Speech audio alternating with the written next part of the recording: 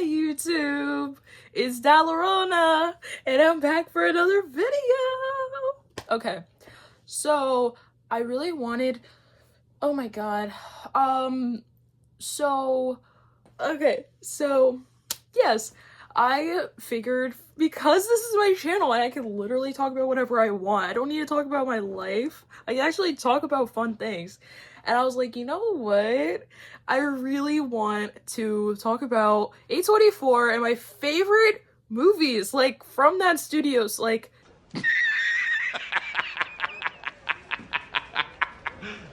Guys, oh my god, I'm so excited for this video.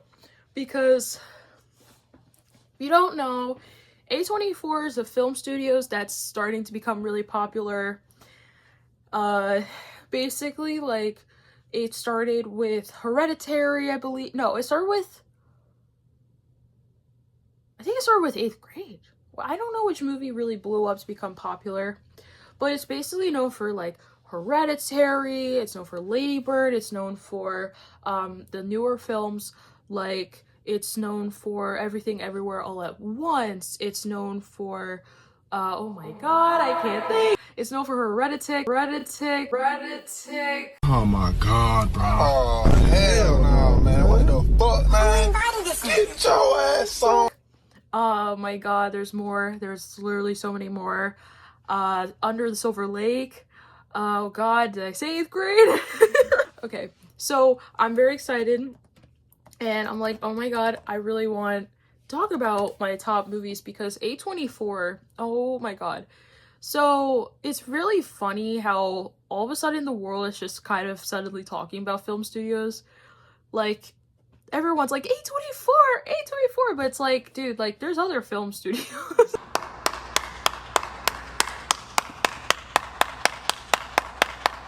I'm not saying in like oh, it's a bad sort of way. It's just sort of like, I've never heard anyone else just be like, oh, I really like Searchlight Productions, or they be like, Disney is cool. No, I'm kidding.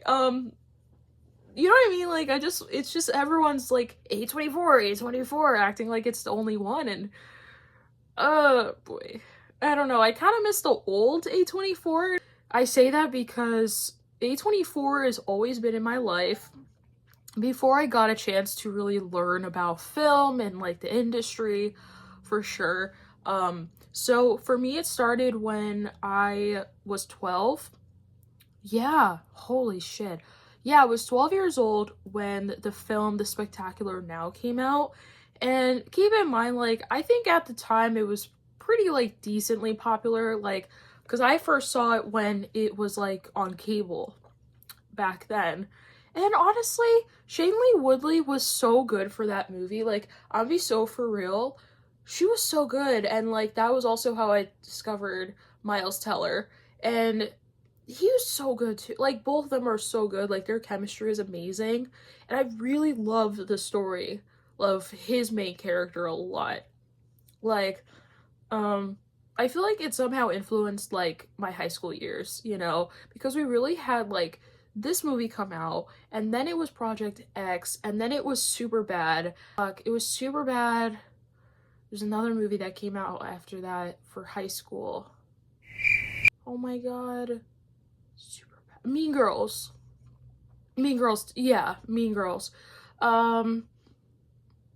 Yeah, man, I have seen all those movies, and you know what, like, yeah, The Spectacular Now just did something for me. Oh yeah, the other one is Perks Being a Wallflower. I also watched that the same year too. And I read the book, I think maybe like a year later. And honestly, it made me cry. And I didn't even need to like really read the whole thing. And like, if that makes sense, like I remember I read like just really like one letter and I really got emotional. I broke down crying. It was at a library, by the way.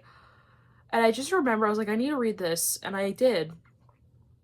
Yeah, Perks of Being a Wallflower actually did something to me. Like, I know that shit is like etched, burned in the back of my head.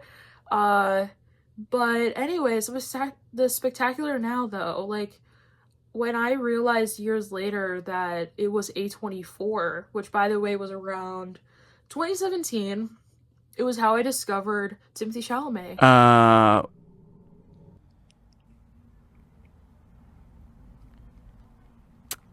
Very sentimental. Very, like, A24 is really sentimental for me. Like, Lady Bird is the movie for me, and I'll talk about it later. I fully believe that A24 is something magical. You know, I am very upset that the rest of the film industry is trying to become like A24. But at the same time, it's kind of like, I don't know. I think about A24 every single day, man. Every single day. There's just something so gorgeous about how they do it. And I've been trying to work with them for the longest time. Anyways. Okay, so here's the countdown. Officially, this is the countdown, okay? So I'm going to have to put, for number 5, I think I'm gonna say Pearl. I think I'm gonna say Pearl. I'll put a little, like, movie poster here. Pearl is incredible. Pearl is, okay, so Pearl is basically the sequel to the film X. X is also super good. It is really good, but honestly, I think based off of, like, the origin story of Pearl, it's like, oh yeah. I think the film, the cinematography in this was, like, amazing. Really, really good. So, Pearl is based off of the sequel to X, and basically this is the origin story to one of the murderers, because I think it was both them. Yeah, it was to one of the murderers, because if you don't know from X, she was an older woman and still was, like, a raging psychopath. And yeah, so when you get to see Pearl and, like, her entire life, which, first of all, I think this movie is iconic because I am very convinced that she really did, like, make the trend within, like, the horror industry of, like, anti-heroes, and, like, when there is a psychopath, you need to see the origin story and, like, what made them turn into, you know, not just Disney. Hi. Okay. I think it's this movie too, okay? So, I really, like, it felt, first of all, the story to me, it didn't just feel like you're understanding the, it didn't feel like you were just understanding Pearl. It felt like you were kind of just traveled back in time and, like, seeing what her life is like, basically, and the time period. I think that's what really caught my attention, okay? I forgot I forgot the name of the guy, but that, I feel like I need to fucking look it up, dude. Oh my god, I can't just forget that. Okay. He didn't have a name. He actually didn't have a name. That's really funny. Okay. So, the guy, basically the projectionist, I love that scene with her and him kind of just, like, meeting, and, like, they're just watching this movie, and it turns out that, I think it was, like, a funeral or something like that. That was so cool. That was an incredible scene to me, and I don't know, there's something about Pearl as a character that I really started to see. Like, she is such an incredible, first of all, Mia Goth is incredible. Like, I really love her for this. And the fact that, like, she co-wrote the screenplay too was really interesting. Yeah. So, I don't know. There's a lot of scenes that I was really into. Like, obviously, it's been a hot minute. Let's be honest, it's been a hot minute since I've seen this. But I definitely really enjoyed I've really enjoyed how she has her audition. You know, I think the audition and her kind of having, like, this breakdown over being rejected, especially for me, like, I have done so many auditions from theater, like, I've gotten rejected before, you know, and, you know, for somebody who, you know, for her first audition ever, like, that shit hurts, you know what I mean? And I can understand how it could warp somebody's mind if you let it, you know what I mean? And for Pearl, it was, like, she needed that in order to escape her hometown. You know, it's like very like the story was making a lot of sense.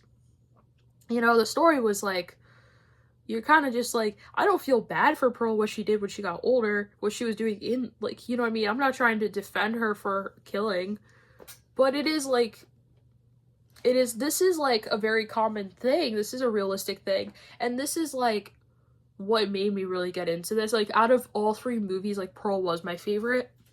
And yeah, I don't know. It just felt very like, this is the world. And I think I really like movies like that where they're kind of bringing in like things that make a lot of sense for somebody to just snap, you know? And yeah, this was one of them. This was one of them. So, yes, number 5 is Pearl. Number 4. My number 4 is actually Saint Maud. Saint Maud. And this one is something I've watched recently because I wrote a short story and I published it. Oh, by the way, check it out, please. Check it out. Oh, I love editing. Oh, look at me go. Look at me go. One eternity later. So, yes, Penelope syndrome, guys. Check it out. Yeah. So basically, like, I just was told that my story was like very Saint Maud coded, and I was like, oh, what is Saint, like, I've heard of Saint Maud, what is that? So I looked it up and I was like, what? This is a24? Like, why haven't I seen it? So I eventually saw it and I was just like, oh shit, like, it is very Saint Maud coded, like, oh my god. And yeah, I really love Saint Maud because, okay, basically the story with Saint Maud is about a girl who is a nurse and she takes care of this woman who, you know, she's very like unconventionally traditional. Like, she's, I don't know if that made sense. Basically, like, she's not traditional at all. You know, she has her moments of like being gay because she has cancer and she's just very like, extroverted, like, you know, she's a normal person basically. Okay, and the main character is not. That is the entire description of the movie right there. So yeah, but basically the main character happens to be very religious. She's very religious, and it results in her kind of like, you know, judging her client. And yeah, a lot of things happen in this movie, and you know what? It's actually really underrated. And I think, honestly, I'm trying to see when, I don't know what year this movie came out. I'm trying to look it up right now. Yeah. What? Oh, wow. This movie seemed really old. Like, it seemed like it was filmed in like 2018, 2019. It's actually, it came out way later. That's really interesting. But this movie's so underrated. And I think it's because of the religious aspects that was happening in this. But honestly, like, it was so good. It was genuinely so good. So yeah. And my favorite scene, I think the ending is really what got to me. And I was like, oh, that was very much like what I've written in my story. And, you know, again, I didn't mean to, but it was very like, oh, this is very similar, you know. And the ending, it just, it takes you aback, you know. You kind of root for this character. She's insane, but you kind of root for her. You kind of think, okay, she's gonna get better, whatever happened to her, she's gonna get better. She doesn't. Gotcha, bitch! So, anyways, that sounded very nihilistic, but I don't want to spoil it. Yeah, yeah, I'm just gonna move on to the next to the next movie. So okay, number 3 is a movie that I personally think is also really good. It's definitely okay. This is definitely a film that I would say I still to this day like also believe it turned very like underrated too. Like people don't really talk about this movie, and that's Waves. So Waves is really good because that one, oh, I really love the editing. I think for a very, very long time, the editing caught my attention and the sound. Like part of me was like, fuck, I wish I saw this like in theaters because it's so interesting. And basically I got into the story, which was about oh my god, it's so complicated now I think about it. So it's basically about a guy in high school. He has a girlfriend. The girlfriend is they're having relationship issues. And there's a very big thing that happens in the case where one of them dies. And yes, and because of that,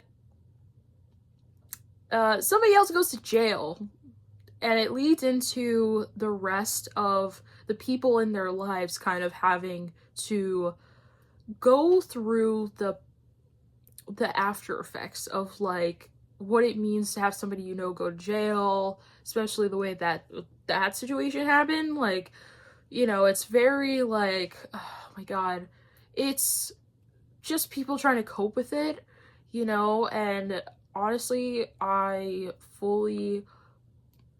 think there's something about this movie that felt like a very accurate depiction of like the ripple effect. And the ripple effect means that it's when like somebody does something very catastrophic, and it's like when you put like, you know, water, some like a rock in water, it causes like a ripple, right? So you are actually making like an after effect to other people more than you realize. Like the choices you make can be detrimental.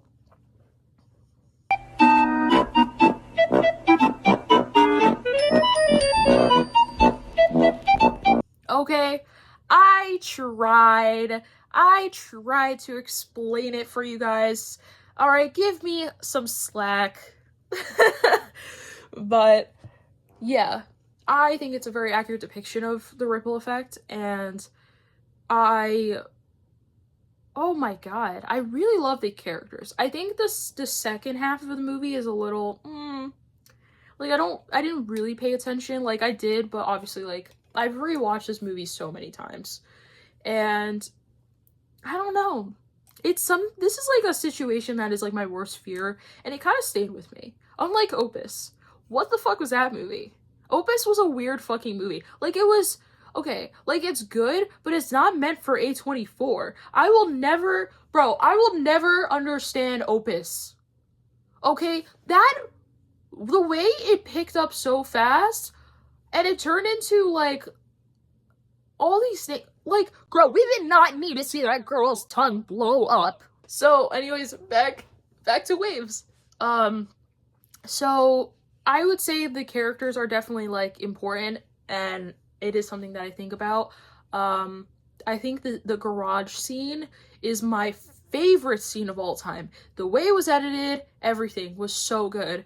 And I will never forget how the main character was, and it turned out that he had like a drug addiction a little bit. Like that was interesting. So yeah, I do think about Waves. And the next movie that I especially think about, number 2, is definitely The Spectacular Now. So The Spectacular Now is about kind of similar, except there's no murder. Obviously, Waves, come on. I was getting there. There was a murder. If I say one person is dead and the other one is in jail, obviously it's a murder. Obviously it's a murder. So, The Spectacular Now is sort of a similar plot, except it's about a guy who he's just like a party person. He's popular in high school and like, you know, he has a girlfriend, like everything. And when they break up though, and by the way, he's kind of like an alcoholic. He ends up meeting the other girl. I forgot. I'm so bad with like, I don't know what happened. I used to be able to be good at knowing characters' names, but why can't I remember? This is so bad. This is like so bad. Okay, so there's Sutter and then there's Amy. Yes. So Sutter is the character who, you know, he's a party animal. He loves jumping into pools for no reason. It's incredible, right? And he's writing like a college essay trying to talk about his life. So he talks about how he broke up with his girlfriend and met Amy and his life after, all surrounding that, right? And honestly, as somebody like, when I discovered this when I was 12 years old, this was the movie for me. This was the movie for me. Like, you don't get it, you know, because I never understood. Oh, what the fuck? So for me, the timing of this movie was especially nice because I never knew what it was like for like a college application process. So for me, this was the movie where I was able to see that. And honestly, yeah, it's just this really cute like coming of age film that I really got into after this, but it didn't have a name back then. It didn't have a name. It just had a feeling. And you know what? This was like the movie that, I don't know if it came before or after Perks of Being a Wallflower, but I like to think that it's definitely like up there. Because Sutter is such an interesting character, like the way like he ends up working in like a suit shop basically. Not the one you're thinking of, not like a sweatshop, something crazy, but just like he works like in a shop that sells tuxedos and like, you know, he really, like, again, this is very like, it's a very realistic aspect of the world that it's just very realistic. And the way that like, you know, he's meeting up with his dad, and the dad is like a fucking dick. Like the dad is like very the dad is the type of person who thinks in his head, oh, I can be a dad, I want to be a dad, but he doesn't actually know how to apply it. I think that's the best way of saying it without spoiling everything. Yeah, and I think it makes sense why, okay, ooh, this is probably a big one. This is part of the climax to the plot, is how it leads to Amy getting hurt. And I think the way all of it happened makes a lot of sense. And for Sutter to have this like defense mechanism of like pushing people away was so effective to me. And the fact that like this, I'm looking at it now, the fact that this was like a 92%, I mean, it makes a lot of sense. This was like, I'm surprised that this didn't win Best Picture. Current segment on our show called Explain That Gram, where we do a deep dive on our guest Instagram, pull in. Yeah, I really like this movie, and I think it definitely deserves to be number 2, because it did really make a big part of my life happen. Oh, what the hell did I say? There was something about this film that it stayed with me for a very long time. I love movies. Like, if you give me an overall top 5, it's really hard for me to do because I love so many movies. And yeah, I don't think that there are already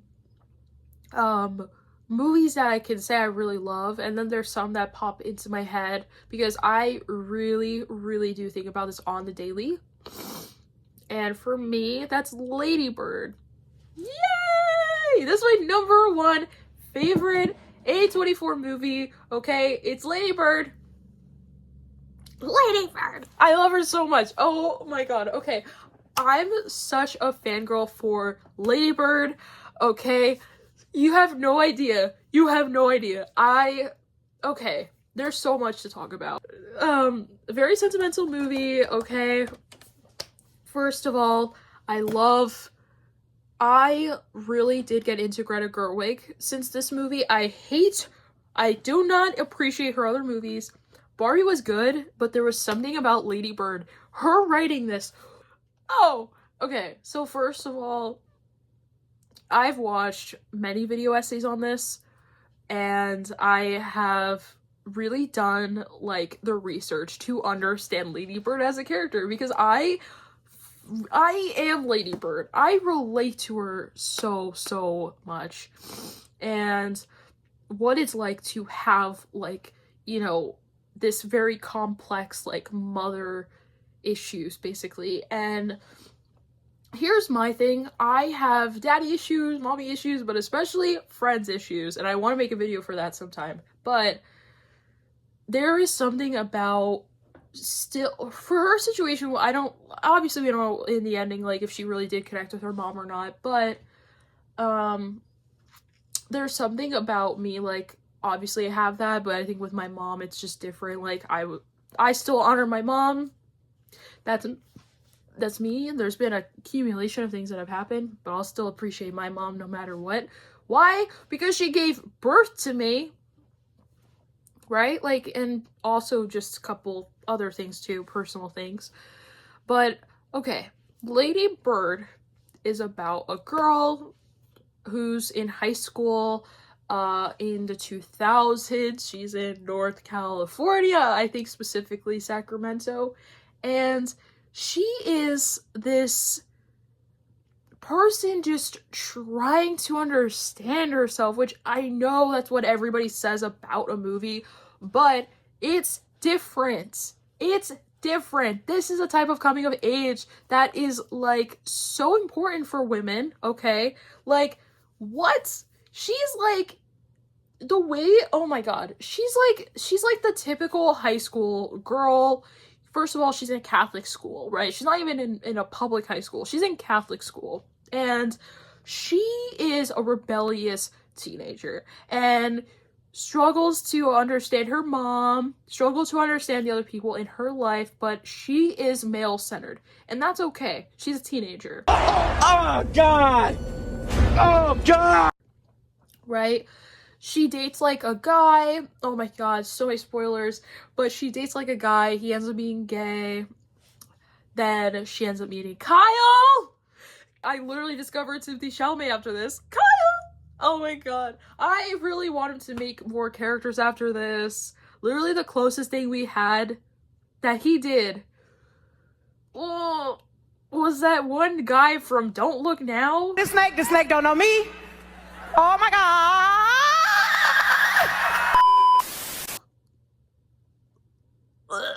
He was not attractive. I did not like him. Any girl that is attracted to the guy from that Timothy Chalamet did from Don't Look Now, or Don't Look Up, I mean,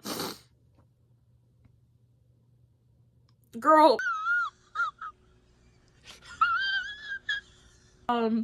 Yeah, I think that, like, yeah, I love Kyle. He's such an asshole in this. You know, like, he's so rude. Like, genuinely, okay. And then, like, when Lady Bird meets Kyle, she's very, like, trying to be a people pleaser, trying to please him. And, oh my god, it's so interesting. Like, and when I was a high school, like, senior, because I was a freshman.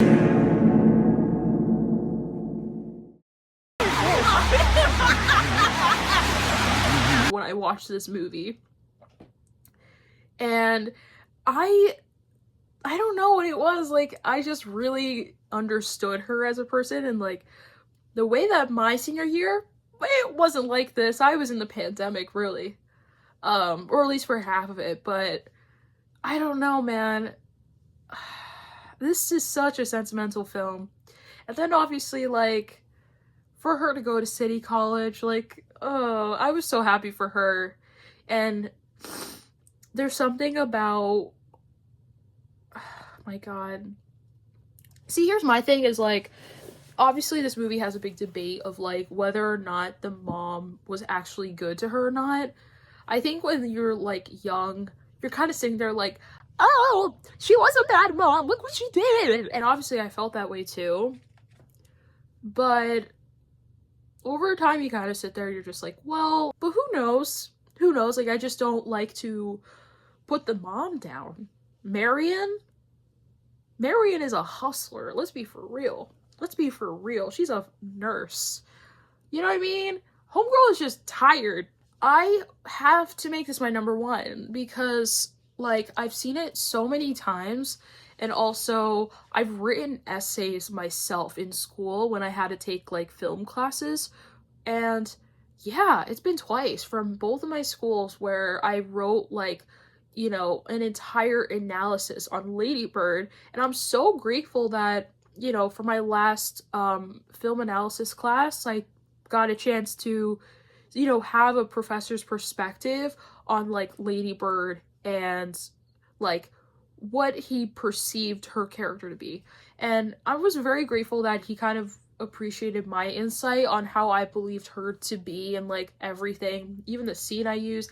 Guys, you wanna know what scene I used? I used a scene from the gym, basically. Like a pro-life scene. Yeah, that, I think that's what you would say. It's the pro-life scene that I used. And you know what? I remember people were so uncomfortable. And I was just like, guys, like, this is the fucking world. Like, what are you talking about? You guys repost political shit on your Instagram all the time, but the moment you're in person and somebody's being political, you're suddenly fucking wussing out. Like, come on now. I wish I could put out the essays that I've written, but yeah. Yeah, Greta Gerwig did something amazing here.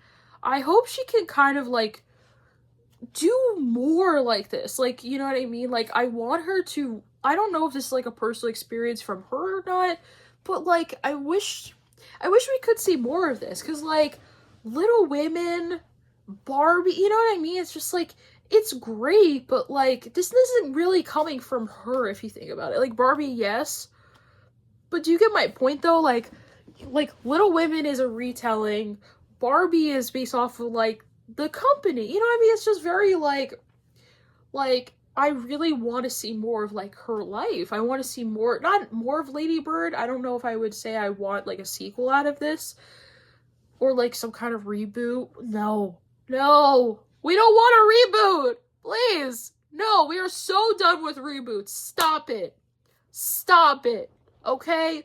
We don't give a fuck about 28 Days Later, or fucking 28 decades later.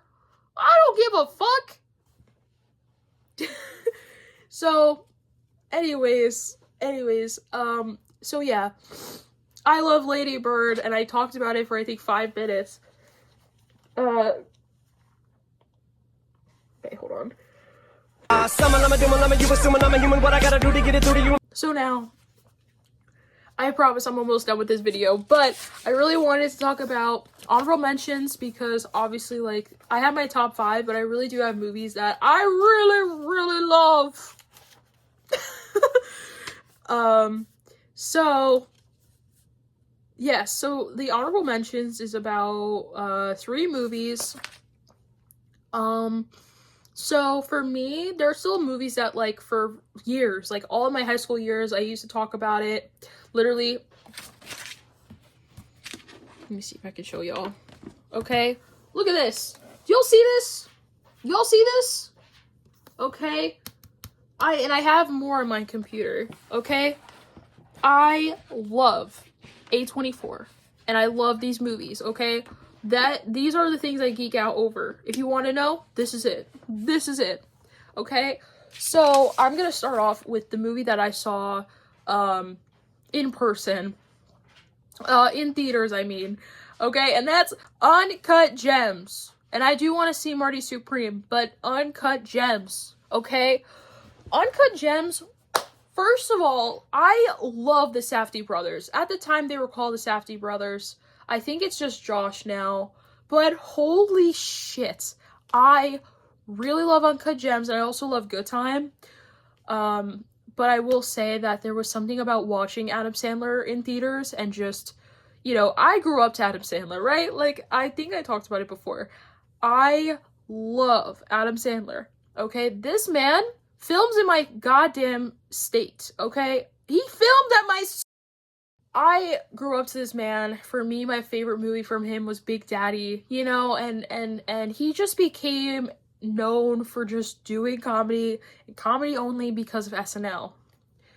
But seeing him do Uncut Gems, like, it did something to me, you know? And I think people were talking shit about this movie, but honestly, I loved it. I really, really did. And he was so, oh my god. Howard is obviously, like, he's like an anti-hero. He's not a great person, you know? But obviously, it's just very, like, so sad. Like, it's like seeing it in theaters and you're just watching him, like, he's walking around, he's on the phone, he has the stone, like, you know, it's like a fucking adult Harry Potter if he was in New York. Like, you know what I mean? Homeboy's hustling, homeboy's doing a lot, right? Has an affair while doing it. You know, this man is busy. This man is getting down and dirty, and he's busy while doing it. My god. So yeah, I really got into, like, cinematography after this, I will say. And the music is so good. Like, the music has always caught my attention for as long as I can remember. Like, there are just some lingering scenes that still stayed with me. Like, this happened in the beginning, but the scene where, Howard has, like, the stone, he sees it for the first time, which the origin is that, there were these, men, I think they were Indian, in the mines,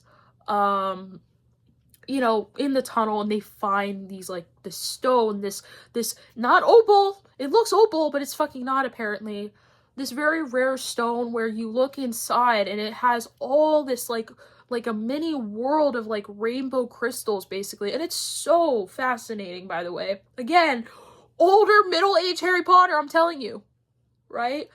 But, no, I mean, jokes aside, like, it's really cool. Like, it's such a cool thing. Like, there was Good Time. Good Time is iconic, and I could talk about that movie as well. But Uncut Gems it just hit different for Adam Sandler. And I thought, like, I was not gonna be the only one for me to say, like, oh, I want him in more serious stuff, because this was so good. And the fact that, okay, and also the fact that Uncut Gems had a similar sort of ending, as well as Saint Maud. I was like, well, again, this was a different time period. Like, Uncut Gems was definitely a film I saw before Saint Maud, but it's still, like, as soon as I saw Saint Maud and the puzzle pieces were connecting, I was like, oh, this is actually so cool. Like, I actually love A24 for this, and I really love the Safdie brothers, Josh Safdie. This man, you know, let me tell you something. I think it is Josh. This man does everything. This man is not just a director. I don't know if it was for Good Time or for Uncut Gems, but this man was a producer as well. He was going into fucking editing. And I'm pretty sure he helped with, like, the writing. Something he did, but I know he did the editing, and I was like, oh shit, like, that's actually so cool. And just, I don't know. Anyways, I could talk about Uncut Gems for a while, but yeah. So there's, like, obviously Big Daddy. Like, I really love Adam Sandler for this, but I will say, in a serious thing, because I know he did, like, Murder Mystery, and I felt so bad for him. I felt like he had to find that middle of, like, serious and comedy because of his fans. But, like, yeah, I loved Uncut Gems. Like, this was a favorite film that he did, and I really hope he can do something more like it. I know he did Jay Kelly, but no, like, let's be for real. I love him in this. I really do. And yeah, so shout out to Adam Sandler. I love you, man. I love you. Yeah, so that's when we get into, you know, my next one, which is the Florida Project. It's more interesting than Beyond Scared Straight. This is gonna be almost an hour of film. This is crazy. Okay, my last one, and then I'm gonna end the video, is mid-90s! But yeah. So I wish I could talk about it more, but this is gonna be an hour long of film, and I don't want to do that to y'all. Okay, so that's the end of my video, guys. This is me geeking out on A24 because I freaking love that film company so much, and I really hope that all the things I've said, I promise I'll put like a description that it's spoiler, you know, filled or whatever, but I love A24. It's changed my life ever since I was 12, and it's not to say that just because I've known it longer, it means that I'm better than everyone else. No, it's just more of like, some things are very magical in this world, and I fully believe that A24 ended up being this like huge part of my life, and I didn't realize it for a couple years until Lady Bird. And oh yeah, great times. It's great times, and I really hope to continue to keep watching more A24 films. And yeah, anyways, thank you guys so much for watching. Like and subscribe, and yeah, I'll see you guys in the next video.